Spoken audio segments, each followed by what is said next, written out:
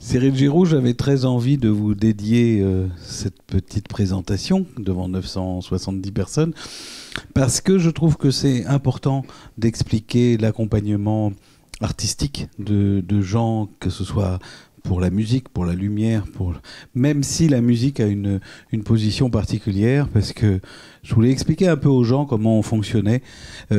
C'est vrai que ça fait un moment qu'on partage des créations et que du coup on a pu élaborer au fur et à mesure des vocabulaires qu'on a partagés et qu'on a surtout embellis au fur et à mesure. Et moi, ce que j'aime bien, c'est me rendre compte que vous êtes un peu dans ma tête et que vous êtes aussi capable de m'en faire sortir pour m'emmener vers d'autres directions. Comment vous travaillez en règle générale avec les metteurs en scène avec qui vous participez aux créations ? La chose la plus importante déjà, c'est de comprendre l'intention du metteur en scène. Parce que évidemment, il y a le texte au départ, mais par exemple, si on monte le Songe d'une nuit d'été et qu'on le monte avec Christophe Lidon, ce qui va être intéressant, c'est pas...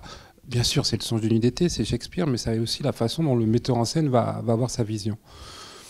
Et donc c'est une discussion avec le metteur en scène pour commencer et puis là ça commence à faire de la gestation à l'intérieur, on commence à avoir des idées à chercher, et après ce que j'adore aussi beaucoup, c'est venir en répétition, c'est entendre les voix des comédiens, le débit, le rythme, et c'est ça qui inspire, quoi. Donc c'est de faire vraiment un travail qui est à partir d'eux.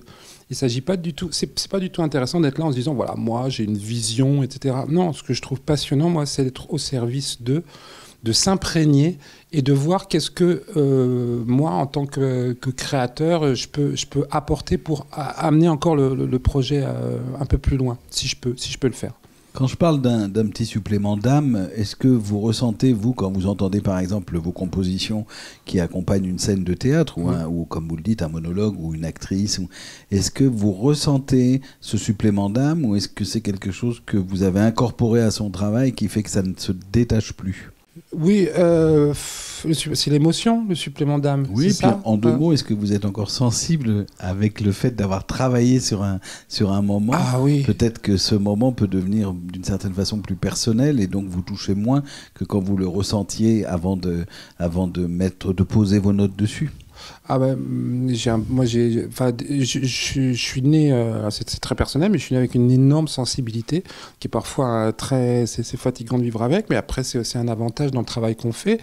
Non, je suis jamais insensible, donc en fait j'essaie de faire un mélange entre la sensibilité de ce que je perçois, donc de ce que je disais, du metteur en scène, des voix, de la phase du texte et ma propre sensibilité. Et donc de faire un espèce de mélange qui est inconscient. C'est drôle parce qu'au fur et à mesure que je travaille, depuis des années, je me rends compte que je laisse de plus en plus la porte ouverte à l'inconscient. Je me fais de plus en plus confiance et je fais en sorte que je me pose de moins en moins de questions, j'essaie d'être de moins en moins mental. Et à travers ça, la sensibilité s'exprime, je pense, plus pertinemment et ce qui fait que j'adore quand tout d'un coup on est en répétition, qu'on essaye une musique, c'est toujours un moment très fort pour moi. D'abord parce que c'est justement comme j'essaie de mettre des choses personnelles, comme le metteur en scène le fait, chacun met des choses très personnelles.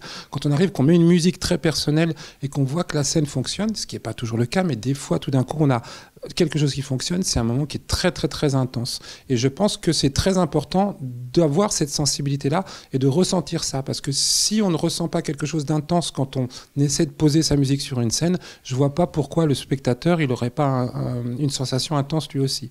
Donc on doit s'attacher à cette sensibilité. C'est vraiment notre repère. Moi, j'ai le souvenir, par exemple, particulier de Nathalie Dessay dans un monologue de Stefan Zweig, où vous aviez composé une musique faite d'arpèges, de cordes, et où Nathalie Dessay, qui est la grande cantatrice qu'on connaît, aurait été capable, d'une certaine façon, de musicaliser son jeu et de donner quelque chose de l'ordre de « je sais exactement quand la musique va intervenir et comment je peux placer ma voix ». Et j'avais trouvé formidable qu'elle lâche prise, malgré la cantatrice qu'elle était, ou qu'elle est toujours d'ailleurs, et qu'elle accepte de se retrouver dans la position d'une comédienne qui simplement va se retrouver inondée par les notes sans la maîtrise de ce qui arrive. Et c'est ça qui me trouble beaucoup aussi quand j'entends vos compositions, parce que comme on en a fait quand même pas mal ensemble, les instruments sont différents, les univers sonores sont différents, les styles, depuis le baroque d'Agathe Royal, en passant par la musique de chambre de La légende d'une vie, ou au contraire l'onirisme de La vie est un songe, sont des moments... Qu'est-ce qui détermine, alors évidemment votre sensibilité, votre réception à l'œuvre, mais qu'est-ce qui détermine l'orchestration ? C'est une discussion avec le metteur en scène. c'est souvent le metteur en scène qui va me dire je veux quelque chose qui soit plus dans ce style-là, dans ce style-là. Et c'est le projet aussi. Si on fait le fil à la patte, par exemple, c'est un univers particulier. On va pas mettre des grandes phrases symphoniques, ça va pas coller. Donc on va chercher des instruments. C'est vraiment le projet qui fait qui change l'instrumentation. Et puis il y a aussi le goût, le désir de faire quelque chose de nouveau et de différent à chaque fois.